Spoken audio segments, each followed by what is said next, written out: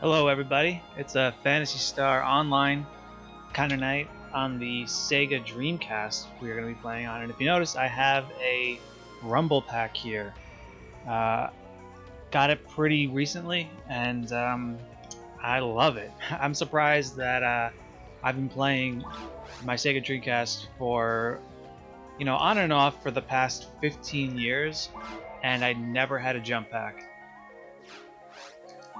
There was a lot for sale on eBay, and I went with the Mad Catz one because it has a little light on it, and it lights up when it vibrates. That's pretty much the only reason why I went with this one. There is a lot of them. There is so many different third-party ones. There was actually one I saw that was really cheap. It was like $9, and it was like completely red, and I kind of thought it looked really cool. I almost got that, and I remember I searched the brand name for it on Google and I could not find it. There was no records of this type of brand existing. So that's just how many third-party Rumble Packs there are, that I found one that it was completely undocumented. And you know what? I was like, you know what? Let me just, I'll spend $15 and I get the Mad Catz one, which is reputable and it has a light on it. So whatever. So let's see who's online. We got 6 people are online through Dreamcast now, and let's check Silverant.com. We got, oh look at that, we got 8 hunters online and 4 teams active. Alright, cool. Hopefully I can get a game going. No problem. Now this is gonna be my second 2 users, 1 team. Alright, we'll go to block 1 then. This is gonna be my second video of PSO that I upload on YouTube. I have tried streaming PSO many times, and I've done it, and I had another one uploaded, but then I realized that the audio was it was just messed up, and then I did it again, and something was wrong with just wrong with my audio. So I think the third time's a charm for my second video. I think my first video, it was like a month and a half ago, and I think I was in my level 36 or so. So yeah, it's been a long time, and I have grown a lot. TTF normal and ABO hiccups. That one's in a quest, so let's do this. Oh, they're in a quest also. Let's bring my official Sega Dreamcast keyboard to the forefront here. And if you notice, my Sega Dreamcast doesn't have a light on. Yeah, I tried to do an LED mod. I got these.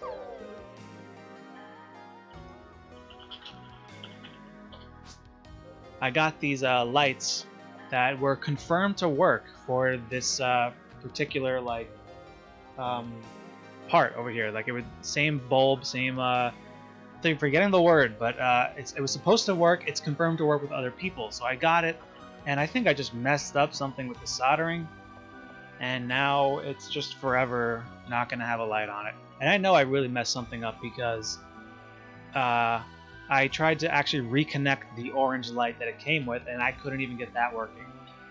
I made a post on the internet. Oh, my Dreamcast is making a lot of noise. I bet somebody's about to get in, come in the lobby.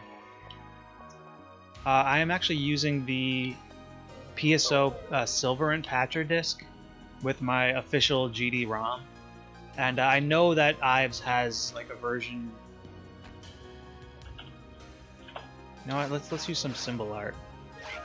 I know Ives has a version 2 patched disc or whatever, and I actually burned that disc, and I don't know what it is with that disc. I seem to burn every other Dreamcast game properly except for Codebreaker. I actually had to buy a burned Codebreaker out there. They were $10, but something with my PSO Ives version 2 disc that, I don't know, it just doesn't work all the time. My Dreamcast has a 30% chance of reading it.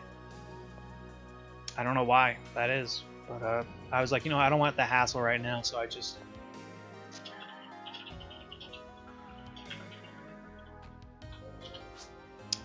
go with the GD-ROM. And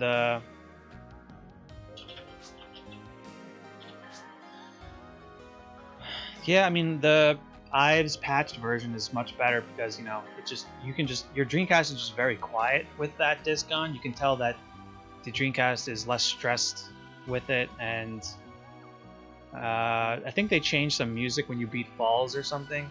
There is like an enhancement pack out there which changes some things around,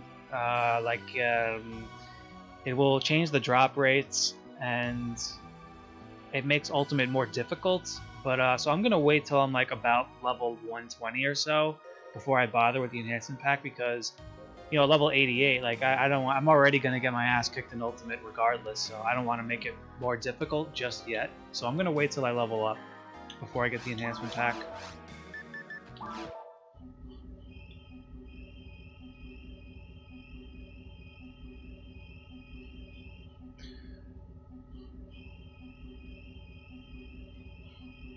I think I've made a video on almost all the Dreamcast games that are online. If you go to my Twitch, I have more. Like I have Toy Racer streams, and I think that's all that I'm missing. That's on not on my YouTube, because I did play some of the sports games. I played NFL 2K2, and I think the guy I played with was, I feel bad because like I really don't know anything about football. I thought I did. And then I played NFL 2K2, and I realized I don't know shit. And I was just getting destroyed, and I think I felt bad because the person I was playing with was definitely getting bored. But they were like a good sport about it, and no problems there. I tried playing NBA 2K2 one time, and there was this guy. I mean, again, the Dreamcast community is not toxic at all, but this one guy in particular was very toxic. So I just try to avoid that person now. But he's a guy that I met playing on Quake Night. We all played Quake 3, and we were all in the voice chat on the Discord.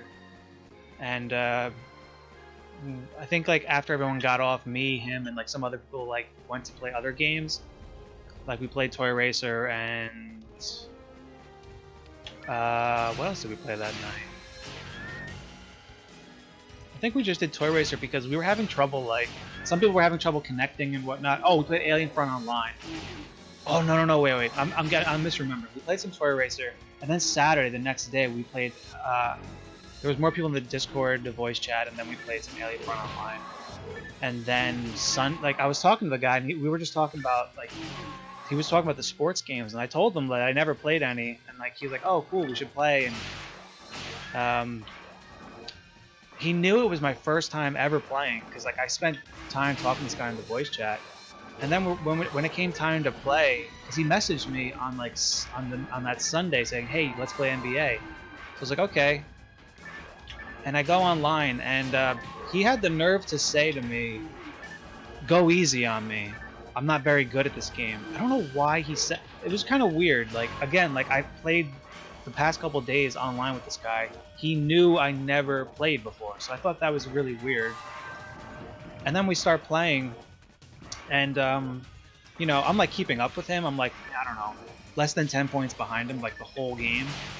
But I sent him a message on Discord saying like, hey man, like how do you dunk? How do you defend? How do you guard? How do you do all this stuff? And he wasn't responding to me. So he kept like playing and like playing hella defense, like when you can like guard your opponent and so they can't get past you. Like he was really playing the game, and I just wasn't doing any of those things. I wasn't playing any defense. I wasn't like snatching the ball from his hands. I didn't know how to do it. So I figured, all right, I'll give him the benefit of the doubt, because it got kind of frustrating. I was like, does this guy not want me to like learn how to play? And so I figured, oh, okay, he's just playing the game, so he's not really checking Discord. So then I broke out the keyboard and I started typing like, hey man, like how do you do this, how do you do that? And he still wasn't responding. And I do like that feature. I think it's cool that you can chat in these sports games. There's a little chat box that appears on the bottom of the screen, and I really appreciate that. That's cool. I wonder what that must have been like back in the day, playing and just chatting with people. And so I kept writing in the game, like the guy's just not responding to me. I just thought it was really weird. And the games, like I didn't know this, but these games last a long time. Like we were playing for 40 minutes, and we were only at like the end of the third quarter. Like there was still another quarter left. So that game would have been like an hour long. I really had no idea these games last so long. So after playing and playing and playing with this guy for so long, 40 minutes, like I said, eventually, like, I was just like getting kind of annoyed. I was like, this guy's like straight up ignoring me. Like, he doesn't want me to know how to play. So I quit. And at the end of the third quarter, I was like, fuck this, I'm done. Like, enough is enough. And he messaged me on Discord, and he like freaks out.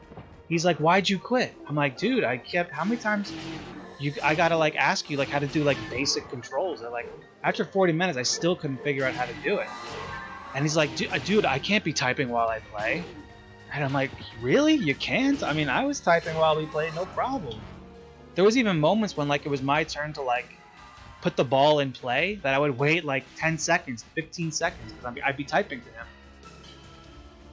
And I'm like, yeah, dude, I was like, that's kind of fucked up of you to not like want to like tell me like basic controls. Like I was like, I told him like, dude, you must have noticed that there was zero defense being played on my part. I never once tried to snatch the ball from your hands. I never once like guarded up on you. I didn't do any, like, you must have noticed that, and you must have noticed like all the chat on the bottom of the screen. And he's like, yeah, but like I can't be typing while I play or something like that. And then he calls me a sore loser. And then like I just basically just give him hell, saying like, dude, like you're out of your fucking mind calling me a sore loser when like you straight up knew that I never played this game before. And you can't give me like, you can't just take 5 seconds to tell me, oh, do this to guard or do that to dunk. You can't do that. After the guy was so chatty on Quake Night and Toy Racer, like the guy, he didn't want me to know how to play. And that never, ever happens in the Dreamcast community. Ever. I remember, like, my first time on Maximum Pool. Everyone was Bob Dobbs, man. He was chatting all along, like, telling me what to do, how to play the game, everything. Like, most people, everybody in the Dreamcast community is very helpful. They're not, like... I mean, it would be pretty pathetic to get really competitive in a... Like, we're all just happy to be here. Like, these are 20-year-old... dead games with like revived online multiplayer. Like we're all just happy to be playing. And then the guy blocks me on Discord, and then he messages the whole DC Talk Discord, and he pings my name, and like he wants to get in this flame war like in front of everybody, and like he expected everybody to rally against him. I mean, rally against me, but instead it just backfired, and everyone in Discord was like, dude, you really couldn't just help him like how to play? Like, and some people were getting really mad at him, and people personally messaged me, like 3 or 4 people personally messaged me, like apologizing for him, and they were saying like that guy's a little bit off, and I realized, you know what, he probably is, and just from the way that he types and messages, he actually has really poor grammar, and like I'm starting to wonder if this guy might have like some sort of mental handicap. So now I kind of like feel bad for like giving him hell. But also at the same time, I don't think that's an excuse to be like such a toxic player, like where like you know that the other person doesn't know how to play, you refuse to teach them, you play crazy amount of defense and all this shit like someone has a gun to your head. Like it was just weird. It was a weird combination. It was really weird. And I kind of don't want to play NBA after that.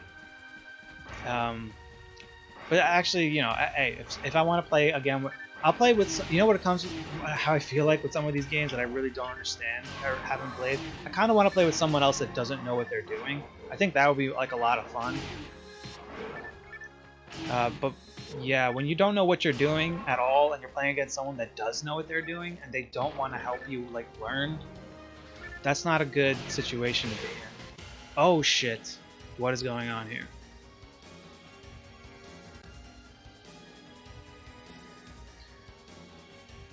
But yeah, I remember I was thinking, like, I don't know if I should tell this story, because I don't want to, like, deflect people from trying to get their Dreamcast online.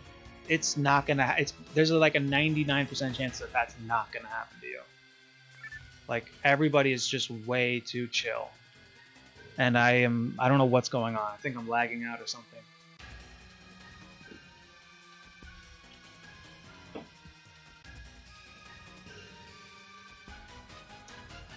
Holy shit. have 2 lights on my USB modem, so it should all be good.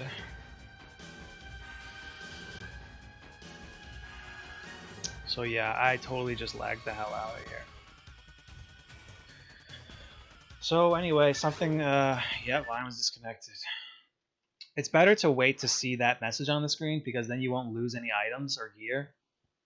I'm pretty sure if I was to, like, you know, shut my Dreamcast off while that, like, thing was loading, I think I would have lost my gear. So let's try again.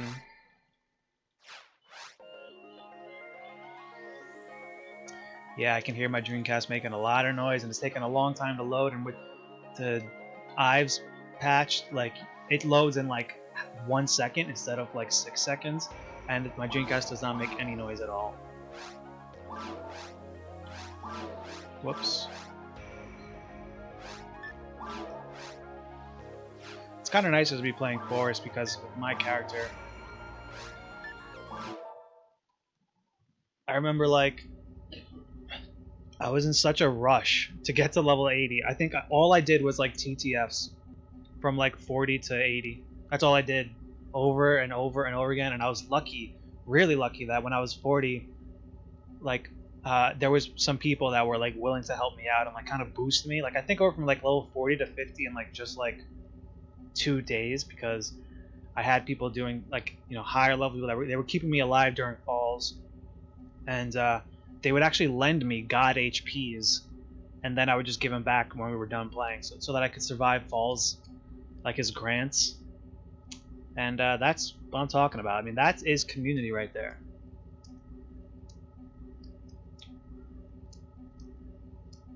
And I know, like, part of the game is, you know, leveling up and playing that, yada yada yada.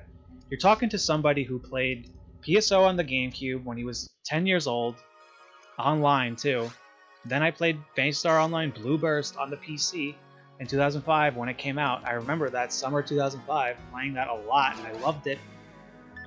But the friend that I played online on the GameCube didn't play with me, so I was kind of alone, and I didn't play it for too long before I canceled my subscription. And then years went by, a few years, then I played PSO BB, Shit Hack, and then we stopped playing, and then we came back to it, and we had to remake our characters because if you didn't log in for 2 months or something, your character would get deleted.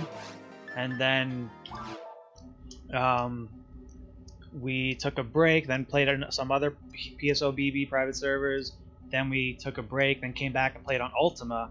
Ultima in 2016 was very populated, and it was perfect because after having to remake our characters so many times and having to start from scratch so many times over the years, we were so excited to play on Ultima because Ultima had like triple XP, I think. So it really, it helps. It helped a lot. And I tried to like play Ultima recently. My character's still there from 2016, but it's like dead. There was like 10 people online. When I remember when we used to play, there was like at least like 70, 80 players online at a time on Ultima.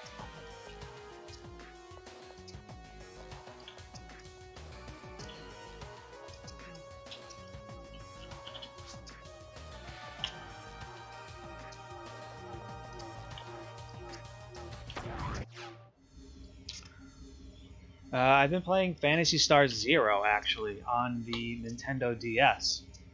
Check this bad boy out, and I don't know if you could see it, but this cord right here is micro USB, because this DS has been modded so that I can capture footage from it.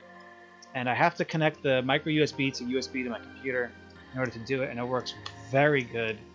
And I've been playing Phantasy Star Zero online. The Nintendo DS has its own revived online situation similar to Dreamcast, and there's a very small community out there. Phantasy Star Zero is a really good game. I like it. I remember when Phantasy Star Universe came out, and I didn't like it at all because it kind of strayed too far from the formula. And I mean, and I was really glad that I wasn't alone in that. A lot of people felt that way. There was a couple of people that I met in my school who actually played a lot of Phantasy Star Universe on the Xbox 360, but guess what? They never played Phantasy Star Online. on the GameCube or the Xbox, the original Xbox. So it kind of makes sense. Like, I guess if you have no expectations, maybe you could play Phantasy Star Universe and you would have enjoyed it. But coming from PSO, I mean, PSU was just way too different. But Phantasy Star Zero on the DS is actually in the same family as Phantasy Star Online. And actually, if you play the campaign, it takes place, Phantasy Star Zero takes place on the planet that was evacuated in Phantasy Star Online. Not many people know that, and people still like debate that to this day, which blows my mind because I guess they just didn't play all the way through the Phantasy Star Zero campaign because it's pretty black and white. I mean, that's the case. I mean, that is. So Phantasy Star Zero and Phantasy Star Online are in the same like species. You know, you have your mag, you have your techniques, you level up your mags. It's cool. I mean, I love Phantasy Star Zero. I really love it.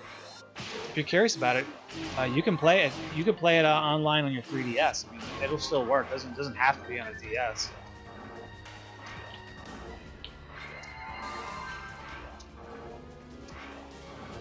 I got this bad boy too. I'm sure you guys are familiar with this. It's a PSP Model 2000. I got it for a pretty good price. PSP 2000s go for around $90 on eBay. That's with the battery and the charger, $90. And I remember like I was searching for like about a week, and I would always like kind of check every day by sorting by newly listed. That's a good trick I realized, just because sometimes people like put things up and they don't know what they got. And I saw some guy selling his PSP with the battery and the charger, plus 8 games and 4 UMD movies and a 2 GB memory card for like $110. So I jumped on that, bought it right away. And then when I got it all in the mail, I actually was able to sell all eight games, the 4 UMD movies, the 2 GB memory stick. I in a lot. I sold it all in one listing for like $80. So I ended up getting a PSP for $40 basically. And I just, you know, put custom firmware on it. I hacked it. I have every ROM of every PSP game that I want is on it. I got like 128 GB memory card on it, and there is a small online community for PSP. But the problem is that there's too many ways to connect, and some of these ways that you connect are not compatible with other ways. And if you can actually believe it, and this is what I think. This is just so ironic that if you want to like have the best time playing online on your PSP, you're gonna have to use the emulator. It sucks. Like, the emulator is the most compatible with the online games. And just so you know, the PSP servers did go down a while ago, so you have to do this like certain setup for the private server and everything. But yeah, Phantasy Star Portable 1 and 2 are, if you want to play those games online, you have to use X-Link Kai, which is very, very finicky and annoying, and I've spent like over 20 hours just troubleshooting it. With PC Wizard, we could not. Sometimes he would have his working, and then mine wouldn't work, and then sometimes mine wouldn't work anyway, and his wouldn't work. It's just fucked up. I mean, it's just so annoying that the guides, the craziness of it. Like, it's by far the hardest system to get online, by fucking far. So that's why the PSP community is very non-existent, and there is actually like a website you can go on similar to Dreamcast Now, where you can see who's online on the PSP. But most of the most active games on PSP that everyone's usually playing, those are the games that only work on the emulator. If you try to connect on your PSP, it'll either freeze or it just won't work. So it's a shame. And even Phantasy Star Online Phantasy Star Portable 2 Infinity, which I think is the most active, is like a Japanese only game. So, and yeah, you still gotta use your emulator on it. So it's just whatever, you know?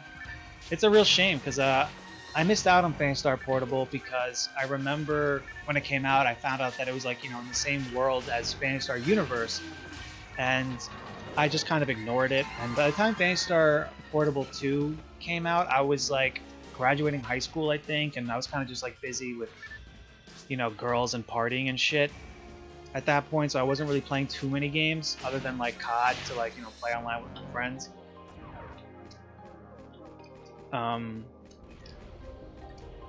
But looking back, now that I played a bit of Phantasy Star Portable and Portable 2, and honestly, like, Well, Portable 1 I think is kind of whatever. Like I don't really care too much about it, especially because like you'd be really surprised. Like you know how like in Phantasy Star Online there's Pioneer 2 and there's like the lobby and all that shit. In Phantasy Star Portable 1 there is literally no Pioneer 2. If you want to go to a shop or the bank or anything, it's all just menus. It's really weird. You're just navigating menus the whole time. It's so bizarre and it's just so bad. So when I play Phantasy Star Portable 2, that's a big upgrade because there is like a Pioneer 2 equivalent where there's like a shop and kind of like a lobby in a way. I mean, it's just weird. But yeah, Phantasy Star Portable 2, I played it for like only 4 hours or so. I've already encountered like 4 different enemies that are literally in Phantasy Star Online. And the drops like look exactly like Phantasy Star 0 drops. Like, it's weird. The game feels a lot more like Phantasy Star Online than Phantasy Star Universe and Portable 1. So Portable 2 like had a lot of potential, and like I think it actually would have been like a really fun game to play. And I'm just so pissed that I can't play it online on my PSP. I really am.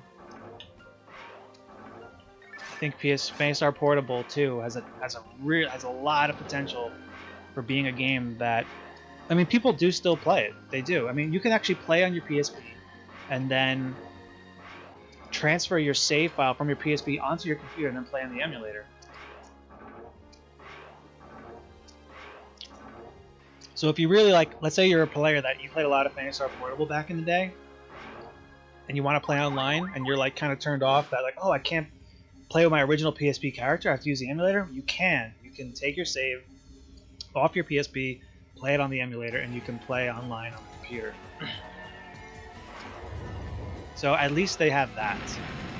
But it is one of those. It's not one of those games where like Phantasy Star Online, even on the Dreamcast, you go online any time of the day and people are playing it, even if it's just 2 people. It's not like that with Phantasy Star Portable 1 and 2. You gotta like go on the Discord and schedule a meetup and you know all that jazz.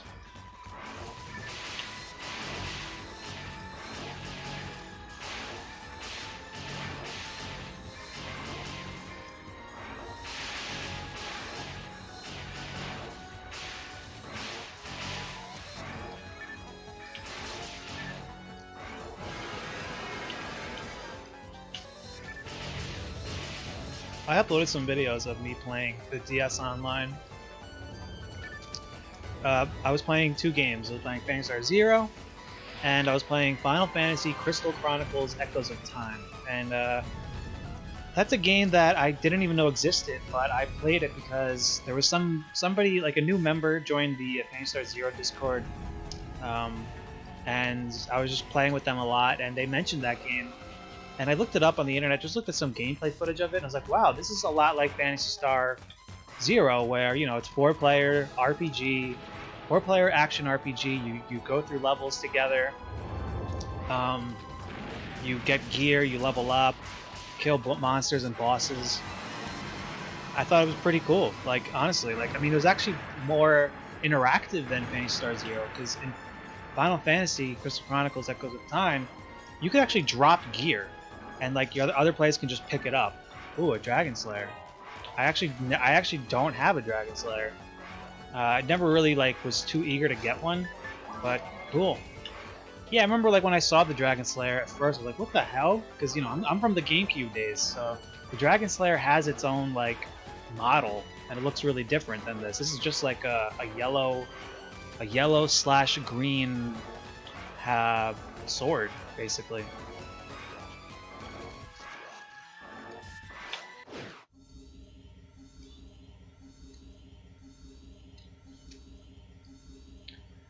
But not only that, but there's like an overworld in Final Fantasy Crystal Chronicles Echo of Time where you can like both like navigate the overworld together, and you can like join games while it's in progress. Like, I don't know, it's just like for a DS game, like it's very interactive. I'm just really impressed by that game. But unfortunately, like there's not much of a community for that game anymore. And they're actually remaking the GameCube version of Final Fantasy Crystal Chronicles on Switch with full online and everything. And that's a game that I might be getting. I might get that game. I might get it. It seems like fun. It's on my radar, at least. Any 4-player RPG with online, it just sounds. I like that shit, man. I'm all about it.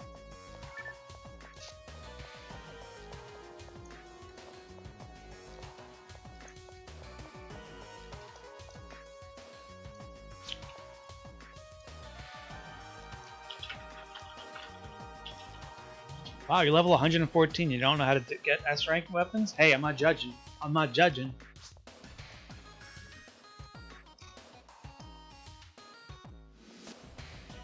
So this player doesn't have all the levels unlocked, and I don't really feel like doing caves right now because that's gonna take a long time. I would love to. I would do a mines run though. I don't want to do caves or TTF. That's a good question. Does it require at least 2 players? I believe so.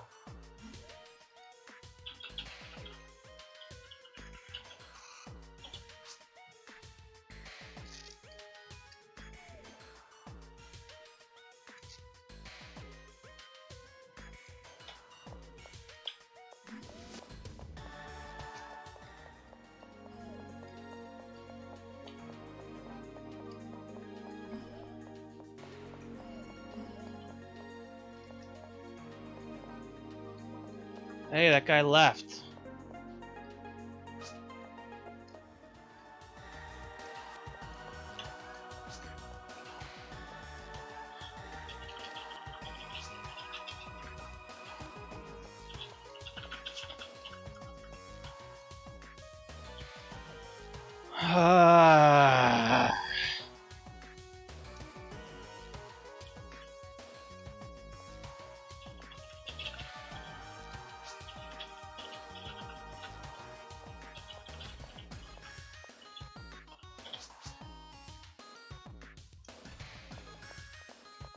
I'll do challenge mode if they really want, but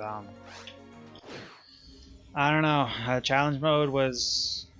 I remember honestly my only real memories of doing challenge mode was when I was 10 years old, and this was the summer of 2003, and we didn't even have the broadband adapter yet, and we were playing on the GameCube, and we had these family friends that we brought Phantasy Online to their house, and we played a few games, and they loved it, so they got it, and then it became a thing where like we would hang out a lot, and every play date was just we were just doing 4-player Phantasy Star Online. We played a lot of Phantasy Star Online that summer in 2003. Usually the thing, and I mean I could talk all day about this because I have a lot of good memories playing PSO offline before we had the internet, the broadband adapter. We had friends across the street that would come over and they loved Phantasy Star Online. So our memory cards, we only had 2 memory cards. They were just filled with like friends' characters. They weren't even. We had our 2 characters, and the rest were all just friends that would come over. Their slots. Thank God the GameCube had 4. You could put 4 characters on 1 memory card because the Dreamcast, man, 1 character a slot. Oof. But I guess it makes a little bit more sense there because they both made rooms. Oh my God. All right, let me go here and tell the other player like we need to switch to the other room. What was I just saying? Oh, yeah. But anyway, yeah, my only memory of challenge mode really was playing with some of my family friends. So we'd go to their house and we'd play.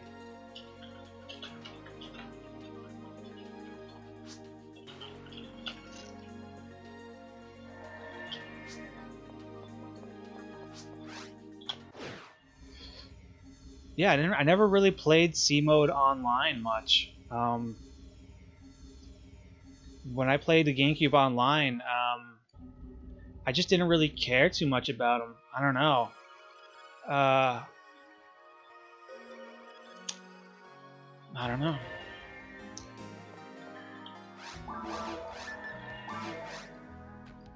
It's non-existent. What happened?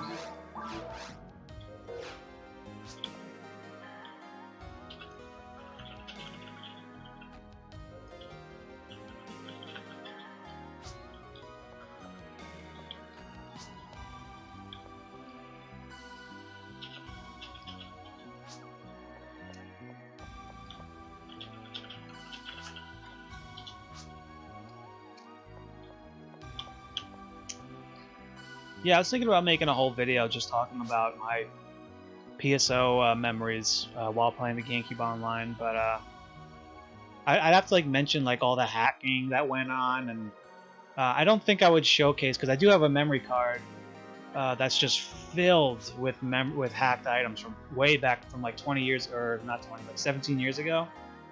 Actually, not even 17 years ago, because I didn't get any hacked items until like 2004. 2003, I definitely didn't see any hackers. It was 2004, so it's 16 years. And I know that the shit hack Discord, or some of the people in the shit hack community are like super purists. And I think if I mentioned that I played that I had hacked items, even though I was like fucking 11 years old, and they were given to me, there's no way that as an 11-year-old I would know how to create hacked gear ever. But I think they're gonna like they're not gonna like that. So I don't know. I've thought about it, but I don't know. I actually have photos of me as an 11-year-old playing PSO, so I do want to make that video in the future. I think I'm gonna do it and just like screw all the purists that can't accept that an 11-year-old would accept hacked gear from random players on the internet.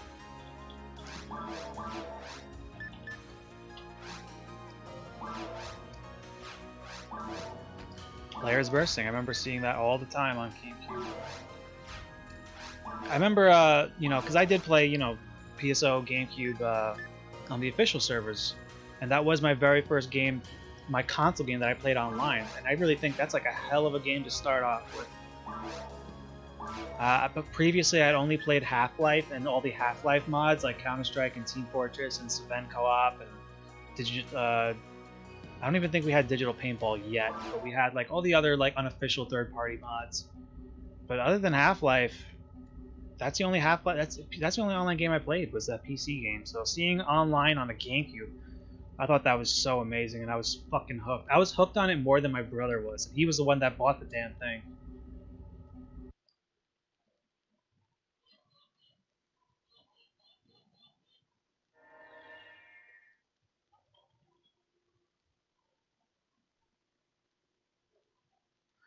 I think challenge mode might be more worth on the Dreamcast, just because there already exists like weapons like the spread needle and some of the other shits. Like, is there really? I guess I shouldn't be taught. I could be totally wrong. I'm not. I don't know much about challenge mode, so I don't know. But I'm wondering like, how worth it is it really doing for this gear?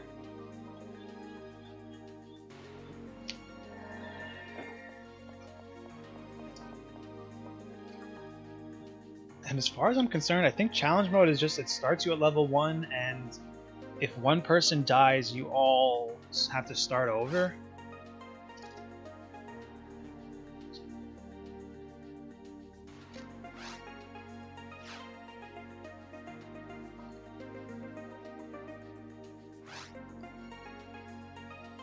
I remember on the GameCube I had like all this weird shit.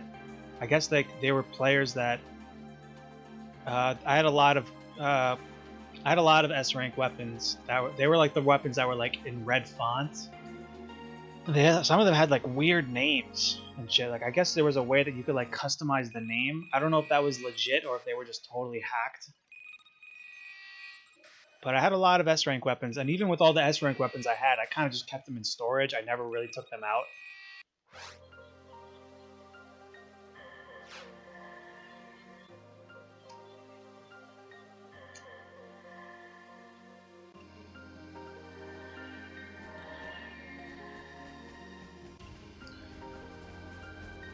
Yeah, I mean, I understand why I'm not a big challenge mode guy already.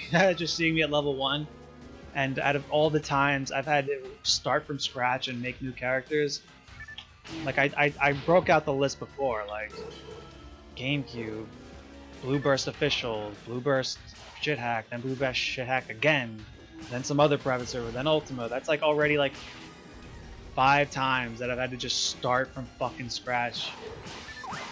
And I'm sure I had to do it with Ultima, so it's like 6 times. Then I started playing the Dreamcast, it's like 7 times.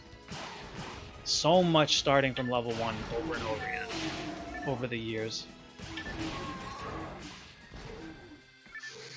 I remember when I first went to Phantasy Star Online Blue Burst in 2005 when it first came out. That was a big drawback. That sucked. That I couldn't like. I mean, I don't know how it would even be possible to do it, but yeah, all my GameCube data. Like, I had so many characters over level 100. I had so much gear, and I had a lot of good gear that was legit too. So like, I just had so much shit.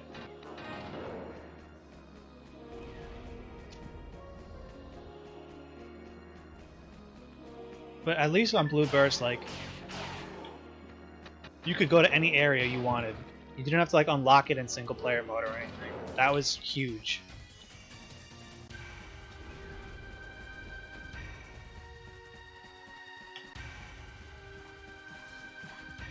And something that I always thought was interesting when I first found this out was that, you know, there's two versions on Dreamcast, and the first version didn't even have challenge mode or it didn't have challenge mode or battle mode, and apparently the hacking was so bad on version 1 that you could actually kill other players, like you could PK. And I just think it's funny considering that battle mode didn't even exist yet. So you would just get fucked up by other players. That must have been... I wonder what happened to the very first player that got PK'd on Dreamcast version 1, like before it became like the meta or like people really started to find out about it. He must have been like, what? He must have been so fucking confused. I always found it interesting that like how did anyone figure that out? Like I know because I'm older that it was all action replay basically, or code breaker or whatever the hell. There's these, you know, these cheat discs that you could get at the stores. But you know, sometimes they would come with like codes like packaged in or whatnot. How did anybody find out how to like all the weird fucking hacks, like, you know, when you could like FSOD other players or null them, like really fuck up their shit PKing, like that had to have been like created by some other person.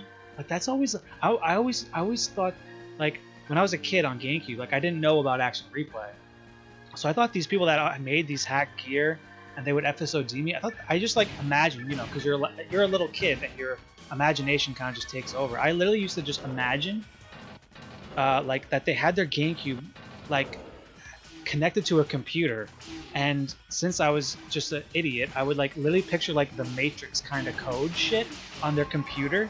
That's just how the imagination works when you're a kid. They're like just some super hackers doing this shit, and then you get older, and I got older and older. It's just like people using action replay with codes they found on the internet.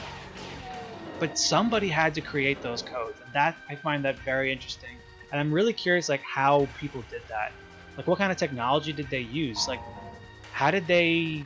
I'm just confused. I'm still curious to this day how people create like cheat codes and all shit like that. I think it's fucking fascinating.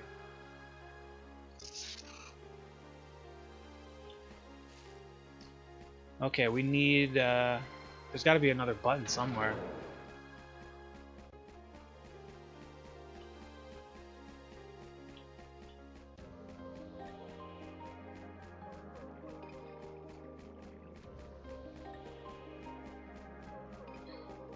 Huh, that's weird.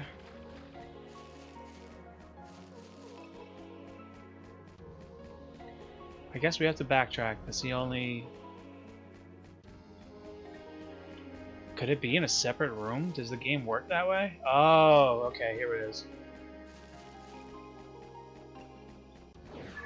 Wow, so challenge mode kind of like alters the level around a little bit. Look at this, a warp over here. I've never seen that before. Hey, maybe there's more to challenge mode than I thought.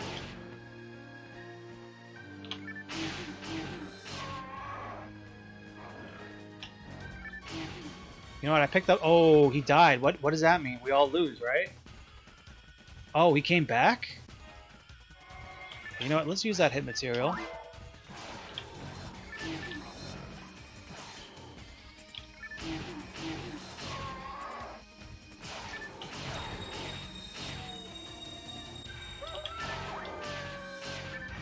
I don't know why I just realized this now, but these boxes look different.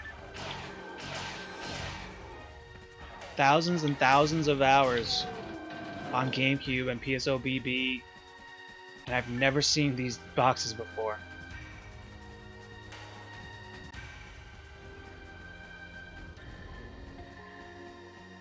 When I say thousands, I am not kidding you. Seriously. I mean, most of those, I probably got like 2,000 hours alone just on the GameCube version of PSO.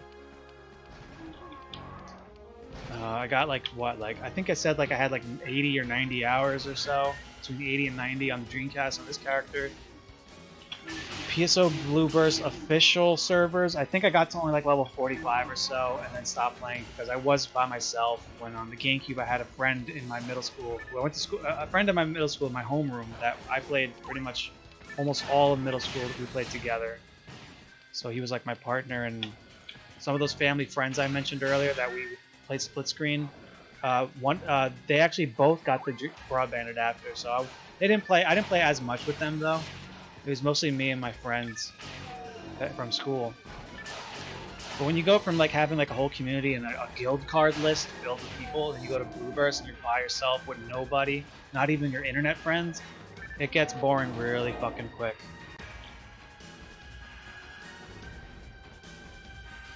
And I'm trying to think, oh, bar level 2, I might as well pick that up. Hit over here. Oh, you know what? Maybe I should have let the ranger take that hit material that I picked up. I didn't know that was a thing. I kind of just used it. But so yeah, I played a lot. I think it was when Shithack first came out in like 2008. I think it was. It might have came out earlier, but that's when me and my friend played it. I was like, then my friend could finally play online. We could finally play Blue Burst together. Because he never got the subscription, he didn't want to pay the money or whatever. Which is shocking that he didn't do it, because like just after thousands of hours on GameCube throughout middle school, like the fact that he wasn't curious about like the sequel episode, I thought that, I remember even at the time I thought that was crazy. Like, dude, you're really not gonna get this? After all we played on GameCube, you're not curious about this shit? And if you go on my YouTube channel, you can see, if you want to see what that friend looks like, go to type super, or just go to like the Retrospectors Couch playlist, and my friend Evan is the one sitting next to me during the Super Smash Bros. 64 video. And he's also like in a video from 2016 of us playing volleyball on the NES. So if you want to see what he looks like, that's him. We're still friends to this day. Okay, where the fuck is that extra button, man?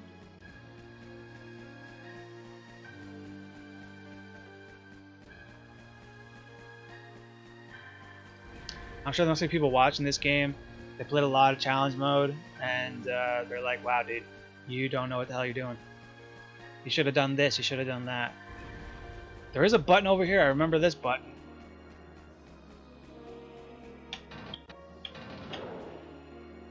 Should I... Oh, it's just...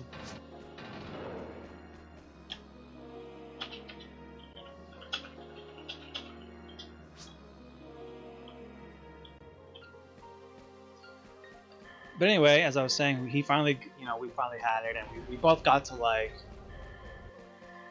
I don't know, level like probably around 100 or so before we kind of took a break from the game. And I have this vivid memory, this distinct memory of him coming over, and we had like this other second computer that like didn't really get used much. It wasn't too powerful, but it was able to play Blue Burst. And I would be on my computer, he'd be at my house in the basement, and we'd both be on like two computers that are pretty close to each other. And I have this vivid memory of us mag feeding. We downloaded this program on the computer called like some mag feeding shit. And basically this program was just, literally all this program did was like every like 3 minutes or so, like a sound would go off, like a timer. And it would just let you know, oh, the time has passed, it's time to feed your mag. It wasn't even connected to like the actual Blue Burst program. It was literally just a timer. That was all it was. So we were using this timing program to... Ooh, shift it. I'll take that. Ooh, I should let the Force have that.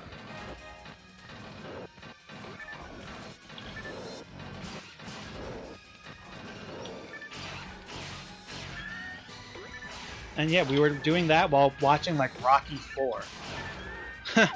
Weird memory.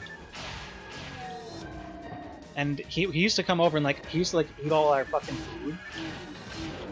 And we used to have like these little like Chips Ahoy crisps. And I remember once I think he ate like the whole box. Like he ate the whole fucking box. Like a box that would have lasted like me and my family like probably like a whole week. He ate the whole fucking thing. And I wasn't like mad at him or anything. I was like, what the fuck, dude? Like, how are you doing? Like, what are you doing? And he wasn't like some fat guy. He was actually a fit person. So yeah, that's just a memory for the old just a moment in time. 2008, playing Blueburst Shit Hack when it was brand new, basically. And then we took a break from the game. We started playing other games. And I just forgot about it. It's kind of what we do. I mean, I've learned from shit. How am I stuck like that? I've learned from playing, Dreamcast, and I've been exploring a lot of private servers lately for other consoles like the original Xbox and the Sega Saturn and whatnot. But especially for Dreamcast, I mean, I've been really impressed to find out that there are people that play the same game for years. They just don't stop playing. And I mean, I was never like that with any game. Like most people I know are not really like that. Like you play a game, you get addicted. Even if you get addicted to it, you're really only going to play it for like 5 months or so before you want to start playing other games. And if you really liked it a lot, you come back to it. You play other games, you come back to it. We did that with Blueburst, and when we came back to it, our fucking characters were totally gone. Totally fucking gone. And there was like something with like the data, the databases, like the servers, they just didn't want to. They were overloaded with characters or something, but for whatever reason, only 2 months. You have 2 months, and we didn't know that if you didn't log in, your character would get completely deleted. And we were like, wow, we wish you knew that. We really had no fucking idea. We lost our characters, and then we ended up making new characters, but we were just so bitter by the fact that we lost our characters that we didn't get super obsessed with it. We probably played it for like 1 month before we got bored of it and played something else. We probably only got to like level 40 or 50. And yeah, we moved on with our lives, played other games. Oh, I don't have monomates. I haven't even fed my nag.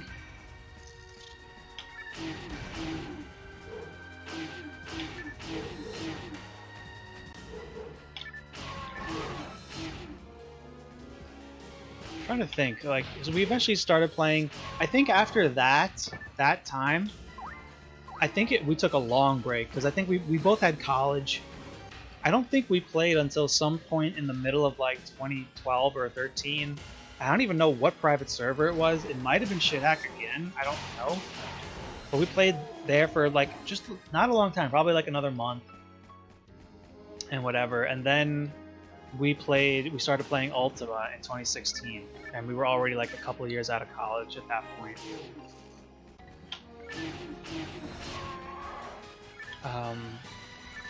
Ooh, a power material. I will definitely take that.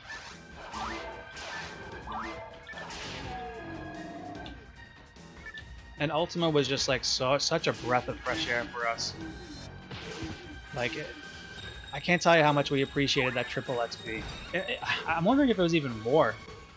It was either triple XP or 4 times XP or 5 times. It definitely wasn't more than 5 times XP, but it was definitely like at least the triple XP. And then we found out that like they actually added some units to the game, which was pretty awesome. I've learned over time that people recently, like I'll just talk to some people. Apparently they really adamantly don't like Ultima. Like they're like, oh, it's too modded, it's too like customized, and it's like, is it really though? Like, we were able to play the Ultima for like months without knowing that anything was changed, other than there were these units called Centurion, because in Blueburst, in PSO, GameCube, and Dreamcast and Xbox, the highest unit is God. God HP, God powers. Then in Blueburst, they added Heavenlies. Heavenly Power, Heavenly HP, Heavenly Battle. And the Ultima created this other unit called Centurion.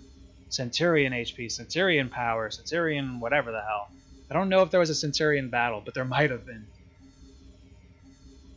And yeah, I mean, we thought it was cool. And getting gear in Ultima was actually possible. Like, I have a double cannon on Ultima. Like, I don't know how I did it, because honestly, like, I just logged on to my Ultima character a few months ago just to see if it was still there, and it was. And I was really impressed with the gear that I had. I had like a red handgun. No. I had a red sword. I had double cannon, and I had like a full power mag, angel wings. So getting gear, and I know the PC version, there's no way to hack. There's no way to hack. So it's not like I traded with somebody and there's no hacking in the PC version. So that's all legit shit, man.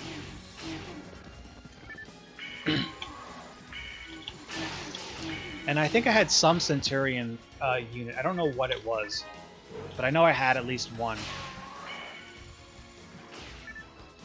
But yeah, I mean, I don't know. The triple XP, it was... When you've been playing PSO as much as me, you don't really mind that they added a few custom things. You just don't. I think if it's your very first time playing PSO, I guess I would recommend not going to Ultima. I guess, just because you might as well play the game as pure as possible. But I don't know, dude. I'm not a hater of mods. Like, if we didn't have mods, we wouldn't have a lot of games.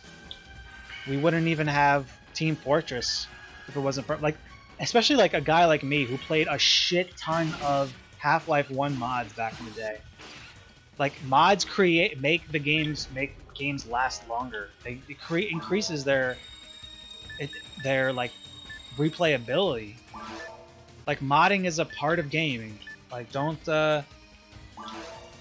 like talk shit about it. And I have no problem with people that they don't want to play modded games or they want to be purist as hell. But there's something about these purist players that they just feel so entitled, like gatekeepers. Like, they really think like my way is the right way to play and that's it. I hate that attitude. Like, let people do what the fuck they want. I've always felt that way. Like, I don't care if it's a modded game or not a modded game. I don't give a shit. If people don't want to play certain games, I don't care. There's no right way to fucking play a game. I just can't stand the purist attitude of... And it's not just PSO. No way. This is a thing with any fucking game that has any sort of, like, modifications to it whatsoever. It's a thing with people. Like, they're out there. I don't know why they can't just mind their own business. I really don't know why. They always have to voice their opinion and, like, belittle people that play the game a certain way. I fucking just can't stand people like that. It's so anti-gamer. And it just makes you look like a fucking idiot. Like, those are the people, yeah, those people, like, get a fucking life, okay? I mean, look at all these consoles. Look, I'm telling you to get a fucking life.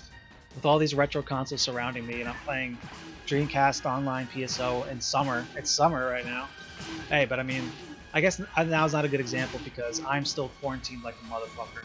I know that they're, like, you know, opening up some parts of the United States now, but they're just fucking idiots. Guess what? They're opening up all those places in the South and whatnot. Yeah, and now they opened up way too early, just like we all said they were. And the virus, it's bugging out. It's still happening. And if you're watching this video years into the future, you know, it's July 2nd, 2020. The outbreak, you know, it was only like, what, March? It was only like 4 or 5 months ago. Wow, has it been that long? July to June, May, April. Okay, so it's been 4 months. Dude, these 4 months have been the longest 4 months of my entire fucking life. Seriously. Like, it's bad.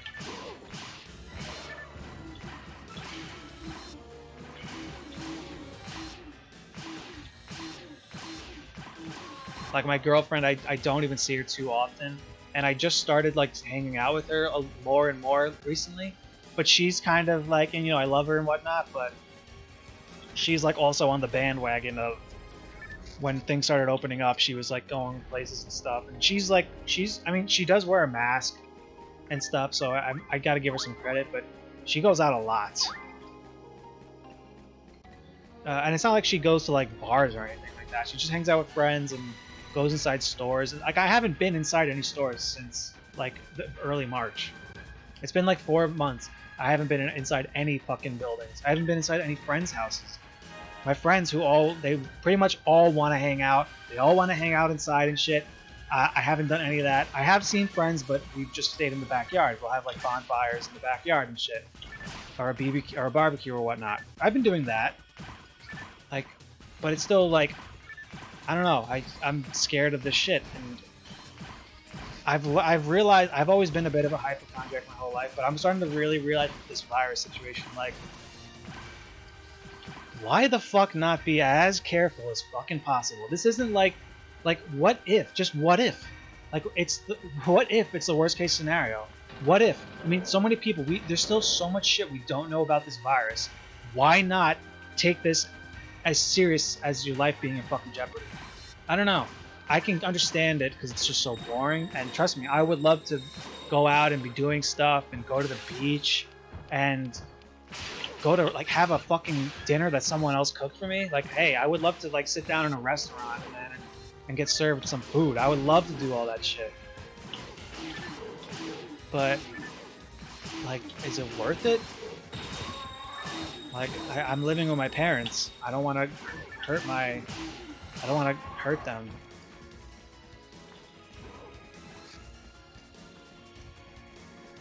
Whatever, I'm going off on a tangent there. This virus, man, is just getting us all. It's getting me all fucked up.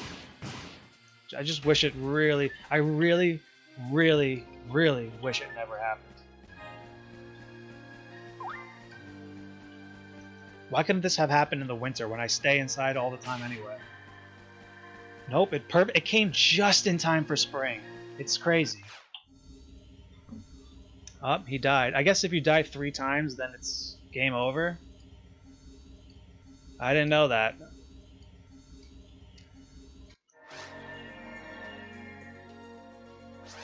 Oh, so you get to keep your level, I guess? I just assumed we all got reset to level 1. I didn't know that. Alright, well, you know what? This video's been going on for an hour. I think that's it's a little longer than I wanted. I kind of want to do like 45 minutes. Oh, we all have to start over. That's crazy. Wow. So challenge mode is no joke. Wow. Alright, guys. I'm going to get off. And it was nice playing and talking to you guys. And I'm going to try to upload more Phantasy Online videos. I need to upload more PSO videos. I've been focusing too much on like trying to get like, you know, every Dreamcast game online that I've been neglecting PSO, and I can't do that. I just can't do it. And you know what I've realized this whole time for 1 hour? I didn't even. Wow. I never even went to the options to turn on the. Wait a second. It's been on. Wait a second. Let me get hurt. Oh, it has been on. Wow. I guess the jump pack doesn't really. Maybe after just having it on for this past, like, not very long at all, I've become so accustomed to it that I didn't even realize the rumble when it happens. Wow. Wow, wow, wow. So yeah, you really got to be careful with who you play challenge mode with, I guess. I guess some people would really be careful with that. They would, like, hate to just, like, have to start over again because your teammate is, like, running into, like, you know, a bunch of chaos and getting themselves killed. And there he goes again. I don't care. I really don't care. We're all having fun here. But I'm gonna get off, guys. So peace out and stick around and stay healthy. Stay away from that virus. Bye.